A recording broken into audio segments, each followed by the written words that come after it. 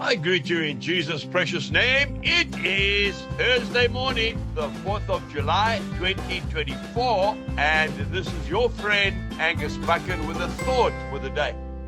We start off in the book of Exodus, chapter 21, verse 24.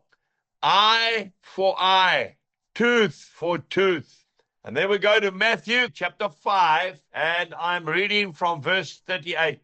You have heard that it was said, an eye for an eye and a tooth for a tooth.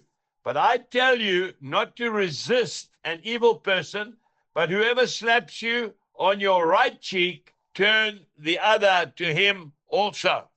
You know, I want to tell you a story that touched me very deeply. There was a dairy farmer in the USA. He was born in 1913. His name was Shakarian. He came from an Armenian background. He was the biggest dairy farmer in America in those days. And he met the Lord Jesus Christ, fell in love with him, and he thought the Lord was calling him to be an evangelist. So he bought a massive tent and he started preaching, but it was not his calling.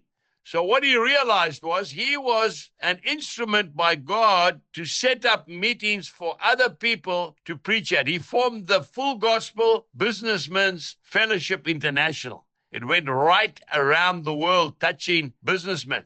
He set up his tent and he had a visiting evangelist, a crooked evangelist. After this man had preached the gospel, he made the appeal for money and people came forward and they gave lots of money. And he made another altar call and they did it again. After the meeting, they went around the back of the tent and they were sorting out the finances. And Shakarian was going to give the evangelist a generous gift. And he said, I just need to square up all the debt and then I'll give you the money that's left. He said, no ways, I want all of it, the whole lot. Shakarian turned the other cheek, didn't he? He gave him the bag of money, and the evangelist disappeared. A few years later, Shakarian was sitting in town in his pickup, and he saw a tramp walking up the road in rags. He looked at that tramp from a distance, and he thought, I recognize that face. It was the evangelist. I want to say something to you. Don't worry if somebody has shortchanged you. Don't worry if you've been done down. Pray for that person, commit them to the Lord, and you move on with your life. The Lord is the one that will do the justice. Jesus bless you and have a wonderful day. Goodbye.